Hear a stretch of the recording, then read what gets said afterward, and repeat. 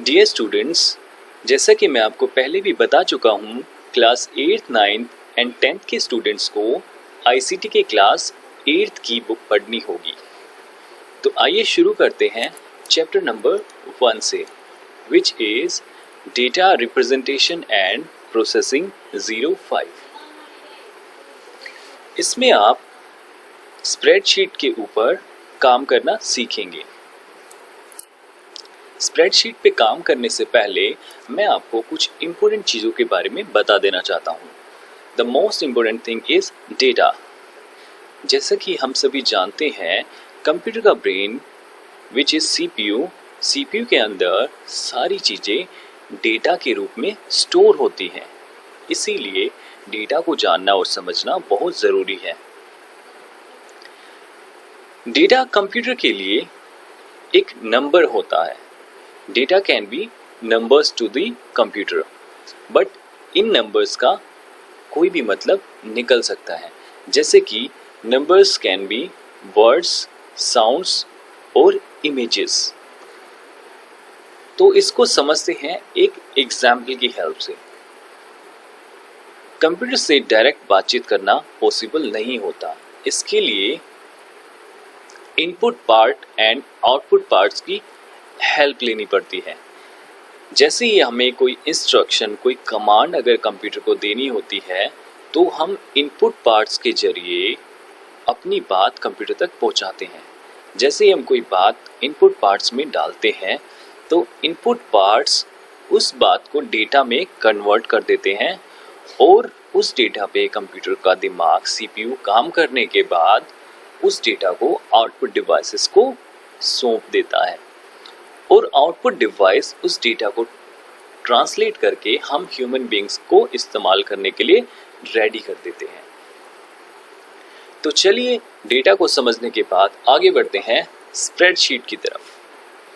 जैसा कि पिछली क्लासेस में आप बच्चों ने पढ़ा, स्प्रेडशीट एक कंप्यूटर एप्लीकेशन है जो डेटा को स्टोर करने में मदद करता है। स्प्रेडशीट के पॉपुलर एग्जाम्पल्स आप सामने स्क्रीन पे देख पा रहे हैं। The number one example is Microsoft Excel. Second one is LibreOffice. Third one is Google Sheets. तो चलिए इसके सबसे ज़्यादा पॉपुलर स्प्रेडशीट के काम कैसे करते हैं वो देख लेते हैं। How to open MS Excel. Microsoft Excel को ओपन कैसे किया जाए? तो इसको ओपन करना बहुत ही सिंपल है। आप में से बहुत बच्चे ऑलरेडी जानते हैं कि इसको ओपन कैसे करना है। Go to the start menu, type Excel और आपको वहाँ सर्च करना है माइक्रोसॉफ्ट ऑफिस एक्सेल और इसको ओपन करना है। जैसे कि मैंने स्टार्ट मेन्यू को प्रेस किया, यहाँ पर मैंने एक्सेल लिखा और ये देखिए यहाँ पर आप देख पा रहे हैं माइक्रोसॉफ्ट ऑफिस एक्सेल। तो इस पर क्लिक करने से आपको एक्सेल ओपन हो जाएगा। एक्सेल में काम शुरू करने से पहले आपको एक बार रिकैप करना होगा जो आपने पिछली क्लासेस में सीखा था। आपकी स्प्रेडशीट का ये वाला टॉप वाला एरिया जिसको मैं आपको दिखा रहा हूँ, इस वाली चीज़ को कहते हैं सेल एड्रेस। आपको याद होगा सेल क्या चीज़ होती है। सेल सबसे छोटे वाला स्क्रीन पे बॉक्स होता है इस स्प्रेडशीट का। एक्सेल का सबसे छोटे वाला बॉक्स सेल कहलाता है। किसी भी सेल पे आप क्लिक कर दें तो उसका एड्रेस यहाँ पर आपको दिखाई दे जाता है। जैसे कि आप सभी बच्चे जानते हैं कि यहाँ पर कुछ अल्फ़ाबेट्स होते हैं एंड नंबर्स होते हैं। तो जो आप अल्फ़ाबेट्स देख रहे हैं वो सारे के सारे कॉलम्स के नेम है। जैसे कि ये पूरा का पूरा कॉलम ए है जिसको मैंने ब्लू कलर से हाईलाइट करके आपको दिखाया। ये पूरा का पूरा नीचे तक कॉलम ए है। ये वाइट वाला जो पोर्शन आप देख पा रहे हैं इसको हम फॉर्मूला बार कहते हैं, जबकि 23 ये आपकी यहाँ से पूरी हॉरिजॉन्टली लास्ट तक ये आपकी रो नंबर 23 होगी।